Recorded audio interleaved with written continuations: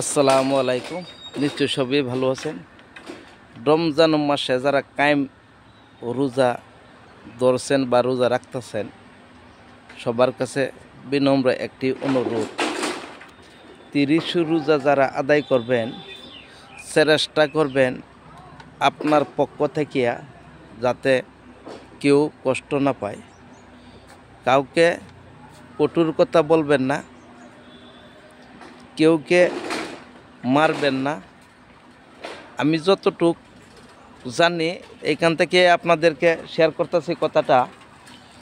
বড় বিশ্বাস করিয়া 30 রোজা যারা কায়েম আদায় করবেন, 30 তারাবি আদায় করবেন, সবার জন্য এই কথাটা।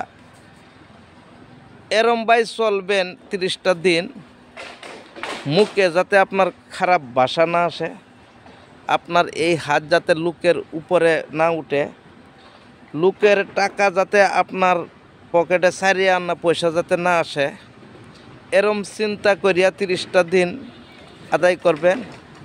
তাহলে দেখবেন আপনি খোদার কাছে যা চাইবেন তা পাইবেন।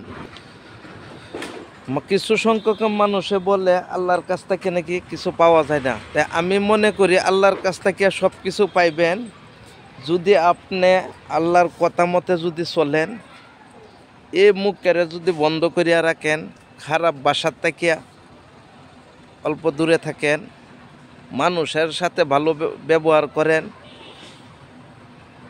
এমন আপনার কাছ থেকে 30 রোজার মাঝে মানুষ আপনার কাছ থেকে কিছু শিখত, এমনভাবে কথা বলতেন যাতে আপনার শরীরে অল্প একটি ধুলি এমন একটি কথাও আপনার উপরে না আসে।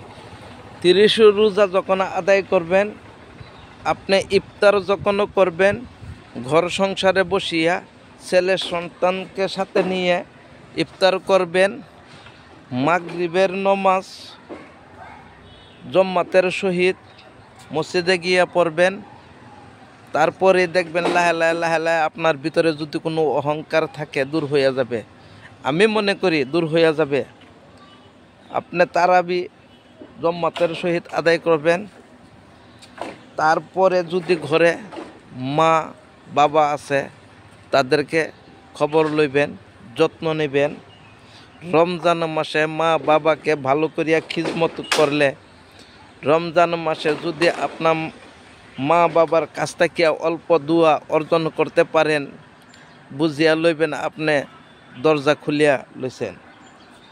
মা বাবা যদি রাজি খুশি থাকে, তে বলে আল্লাহ রাজি খুশি থাকে। তো সবাই ভালো থাকবেন, সুস্থ থাকবেন, সবার জন্য দোয়া রইল।